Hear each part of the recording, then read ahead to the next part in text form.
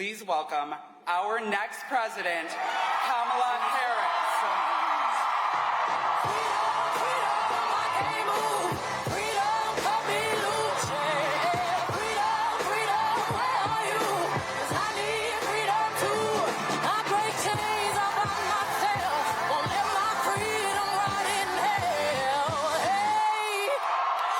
Keep running, 'cause the winner don't quit on themselves.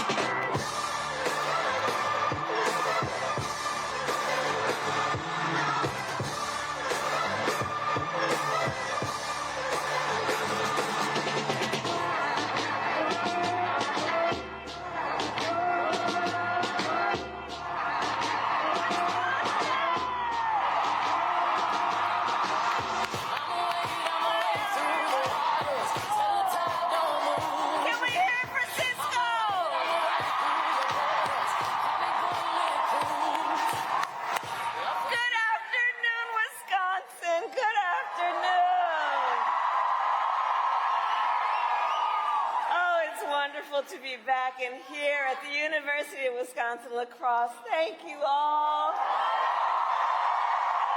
Go Eagles!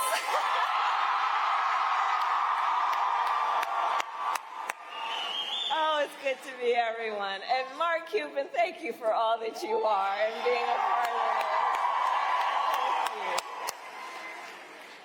So some of you may know, when I was 5 years old, we lived in Wisconsin.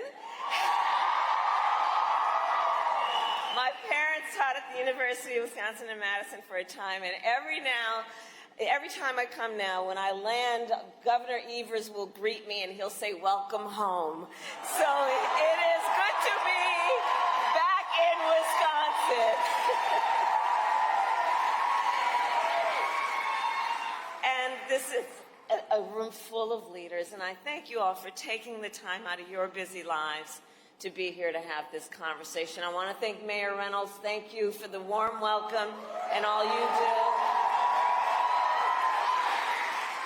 And La Crosse, let's re-elect someone who has spent her career fighting for the families of Wisconsin, your Senator Tammy Baldwin. We need her in Washington. We need her in Washington. Good. So, Election Day is in 19 days. 19 days. And if you all have a chair or a seat, please do sit for anyone who has a chair, okay? So listen, we are nearing the home stretch. And this is going to be a tight race until the very end. And we got this. I see you. And reality check, we are the underdog, okay?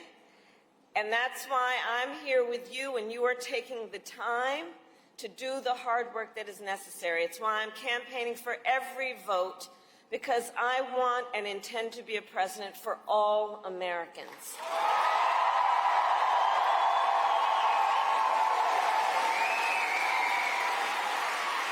And no matter their political party, where they live, or where they get their news, okay?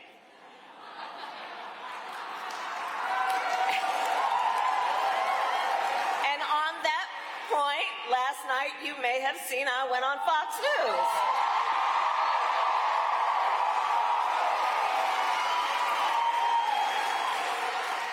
And while I was doing that, Donald Trump was at a Univision town hall where a voter asked him about January 6th. Okay, so now we here know January 6th was a tragic day. It was a day of terrible violence. There were attacks on law enforcement.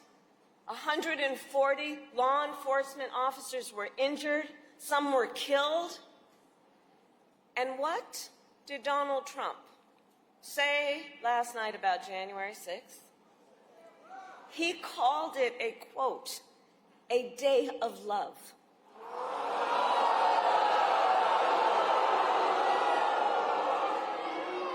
But it points out something that everyone here knows. The American people are exhausted with his gaslighting. Exhausted with his gaslighting. Enough! We are ready to turn the page. Turn the page.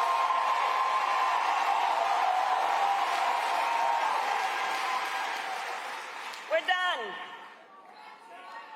And Wisconsin, and we're not going back because this election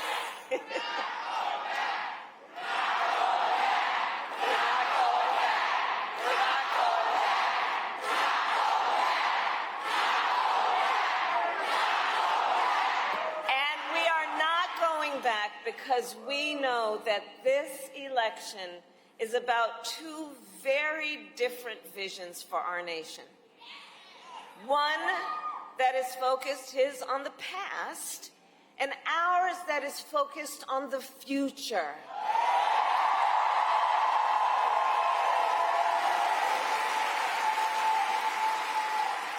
As represented by everyone here, and especially the students who are here right now.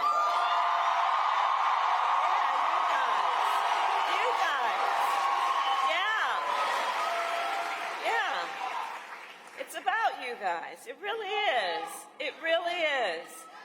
And we know that America is ready for a new way forward.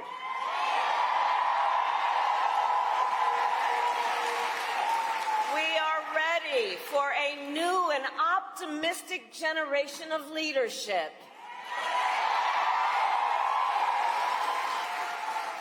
Which is why Democrats and independents and Republicans are supporting our campaign. In fact, just yesterday, I was with over 100 Republican leaders from across the country who joined me on the campaign trail.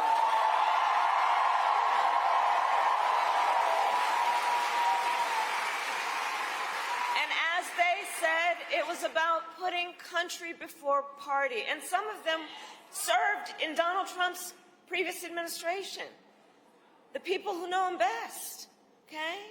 And I believe, and I think we all know, Americans want a president who works for all the American people.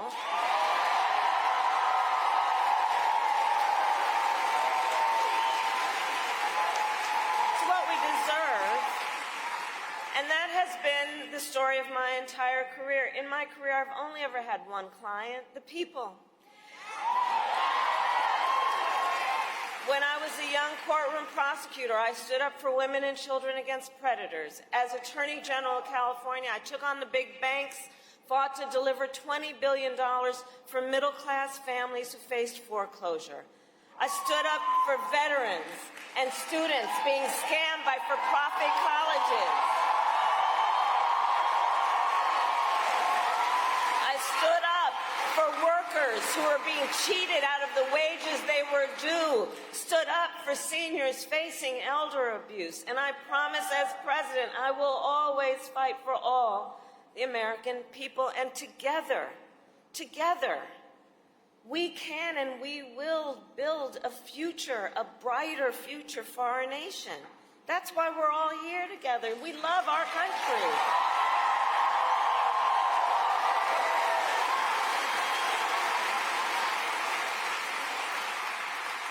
Together, we will build in that future what I call an opportunity economy, which is where every American has an opportunity to own a home, to start a business, to build wealth. Under my plan, and I know this is a big deal for the young people here, we will bring down the cost of housing.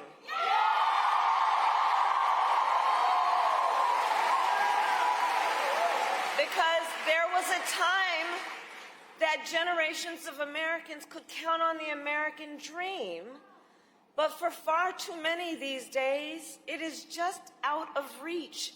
So we will deal with the housing supply, and I will commit to creating a $25,000 down payment assistance so you can, for the first-time home buyers, just get your foot in the door.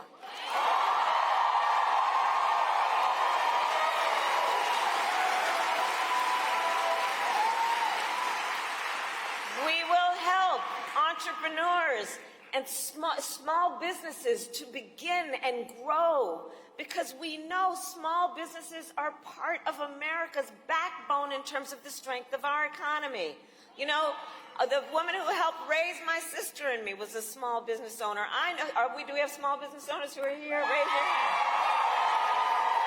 Yeah. You are not only business leaders, you are civic leaders, you are community leaders, and you really are part of the backbone of America's economy, and we've got to invest in you and make your jobs easier.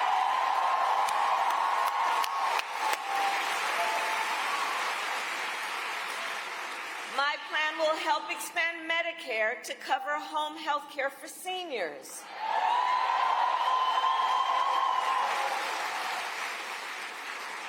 And this is personal for me. So some of you may know that when my mother was sick, I took care of her. And for anybody who is taking care of an elder parent when they are in their time of need, the work, it includes trying to cook something that they feel like eating, right? Helping them put on a sweater, trying to make them just laugh from time to time, right? It's about dignity. It's about dignity. But for far too many people, including people in the sandwich generation who are raising young children and taking care of a parent, oh, it's so rough. And so my plan is this. It's to say, instead of how it currently is, which is in order for you to be able to get help to come in, you're going to have to pretty much get rid of all your savings to qualify for Medicaid. What I'm saying is, no, this is a matter of dignity, and it is a matter of your ability to participate in the workforce and be productive and have a quality of life. So we're going to change the system so Medicare will cover your ability to have home health care for your elder parent.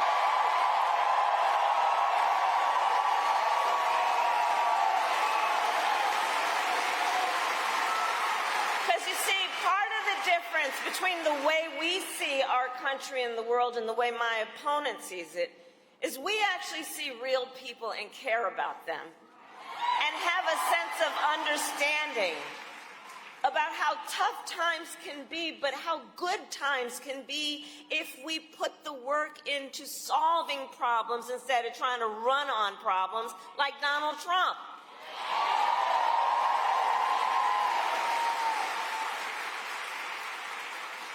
And so that's why we will also lower costs on everything from healthcare to groceries, including taking on corporate price gouging, which I've done before and I will do again.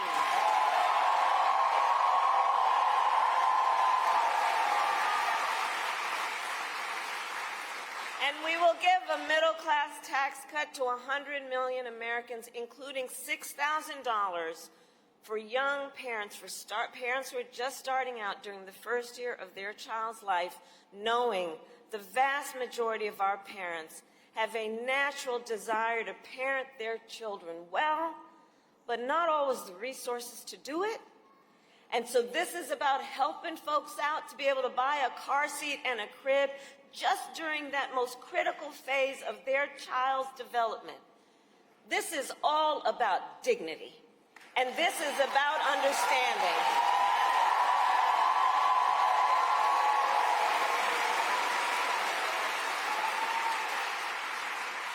And so I share this to say I will always put the middle class and working families first. It's where I come from, and I will never forget where I come from. I will never forget where I come from.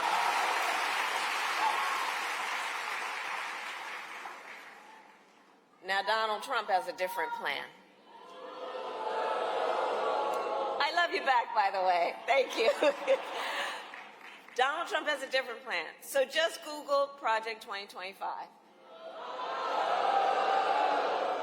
Now we're at a place of higher learning, so I must say, I can't believe they put that thing in writing. I really can't. They put it in writing, they bound it, like they bound it and handed it out. So detailed and dangerous blueprint for what he will do if he is elected president. You know, I've said many times, you've heard me say, Donald Trump is an unserious man, and the consequences of him ever getting his foot back in the Oval Office are brutally serious. Brutally serious. So Donald Trump, right? That's why we're here together, and we're here because we know we got work to do still. Donald Trump will give billionaires and corporations massive tax cuts. He will cut Social Security and Medicare. He will get rid of the $35 cap on insulin for seniors. He will make it easier for companies to, check this out, he will make it easier for companies to deny overtime pay for workers, and will impose what I have named a Trump sales tax, because essentially he plans on putting a 20% tax, if not higher, on everyday basic necessities, which economists have estimated will cost the average American $4,000 more a year. And on top of all of this, Donald Trump intends to end the Affordable Care Act. And he has no plan to replace it. You guys watched the debate. He has, quote, concepts of a plan. Concepts.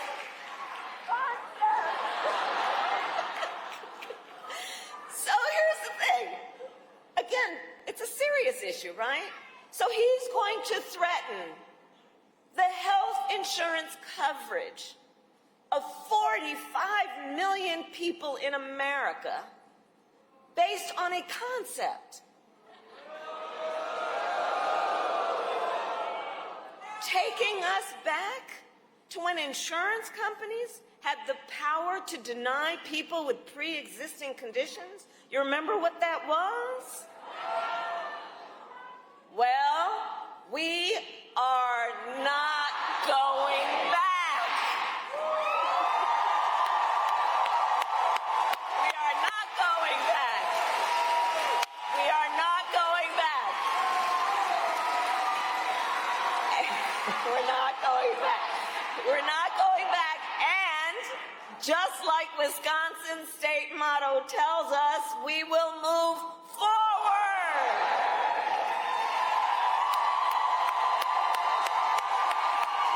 We will move forward. Because ours is a fight for the future, and it is a fight for freedom. For freedom. Like the fundamental freedom of a woman to make decisions about her own body and not have her government tell her what to do.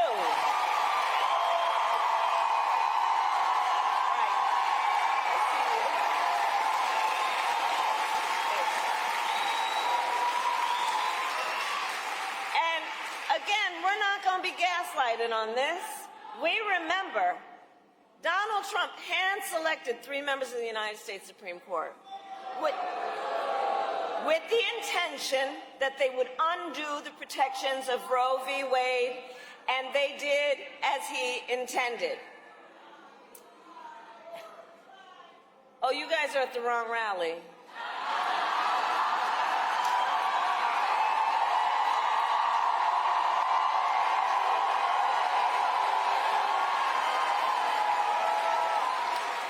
No, I think you meant to go to the smaller one down the street.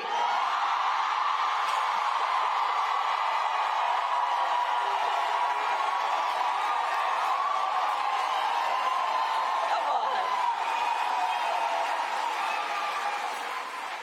So, but back to the matter at hand. We need a medic here. We need a medic.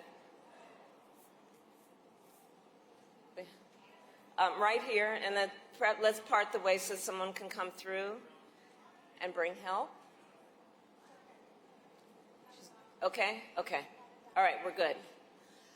So, on the subject of his intention and what he actually did to undo the protections of Roe v. Wade, let's understand what has happened since.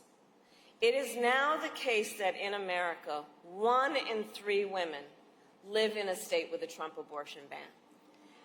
Many of these bans have no exception even for rape or incest. And you react that way because we understand the idea that someone who calls themselves a leader would even make no exceptions for a survivor of a violation to their body and to tell that survivor they have no right to make a decision about what happens to their body next. That's immoral. That's immoral. It's immoral.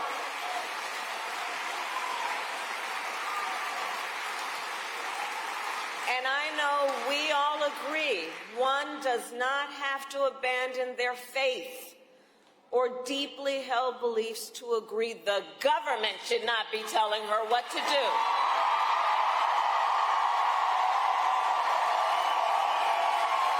If she chooses, she will talk with her priest. If she chooses, she will talk with her priest or her pastor, her rabbi, her imam, but not the government telling her what to do. And it is my pledge to you that when Congress passes a bill to restore reproductive freedom nationwide, as President of the United States, I will proudly sign it into law.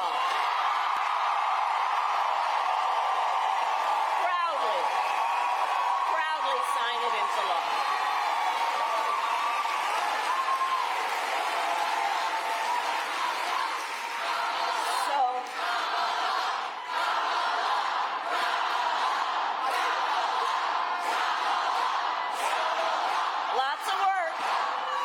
Lots of work to do. So listen, so much is on the line in this election. You all know that. Again, that's why you're here. And this is not 2016 or 2020. The stakes are even higher. Because a few months ago, the United States Supreme Court told the former president he is effectively immune no matter what he does in the White House. Now think about that. Think about that. Just imagine Donald Trump with no guardrails, right? He who has vowed if reelected he will be a dictator on day one. He who has called for the, quote, termination of the Constitution of the United States of America. And let us be very clear. Someone who suggests we should terminate the Constitution of the United States should never again stand behind the seal of the President of the United States. Never again. Never again. Never again.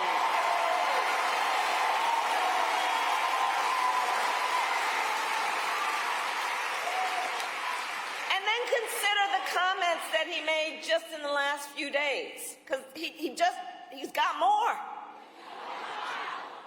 He said he will target and punish those who disagree with him or refuse to bend to his will. He calls these Americans the enemy within and says that he would use the American military to go after American citizens. Journalists whose stories he doesn't like. Nonpartisan election officials who refuse to cheat by finding a few extra votes for him. Judges who insist on following the law instead of following him. It is for reasons like these that General Mark Milley, the former chairman of the Joint Chiefs of Staff, Donald Trump's top general, has called Trump, and I quote, fascist to the core. And it is clear Donald Trump is increasingly unstable, and unhinged, and will stop at nothing to claim unchecked power for himself. He wants to send the military after American citizens. He wants to prevent women from making decisions about their own body. He wants to threaten fundamental freedoms and rights like the freedom to vote, the freedom to be safe from gun violence, to breathe clean air and drink clean water, and the freedom to love who you love openly and with pride.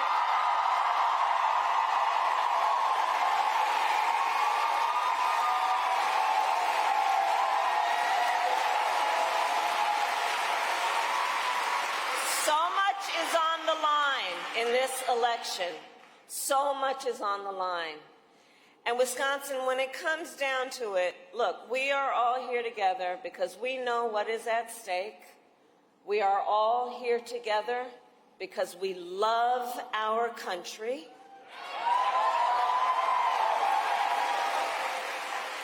And I do believe it is the highest form of patriotism to then fight for the ideals of our country and fight, Cisco, you said it, to realize the promise of America. The promise of America.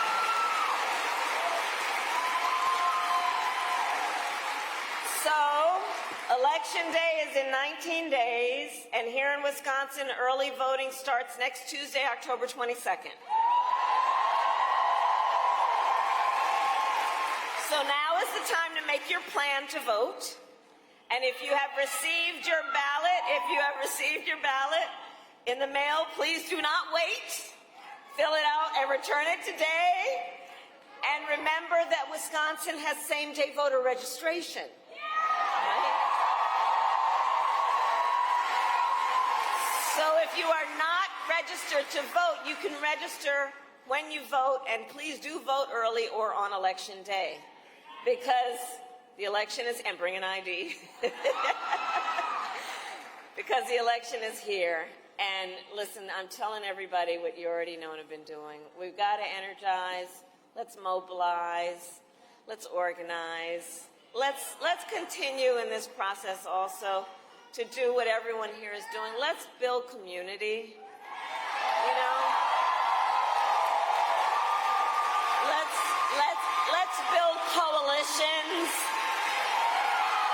Let's remind each other that we are all in this together. Let's remind each other we have so much more in common than what separates us. And let's do all this knowing that our vote is our voice and your voice is your power.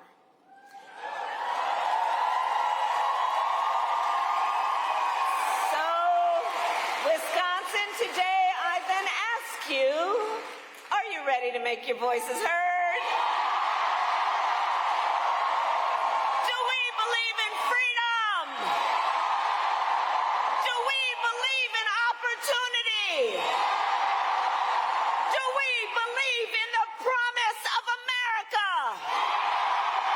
And are we ready to fight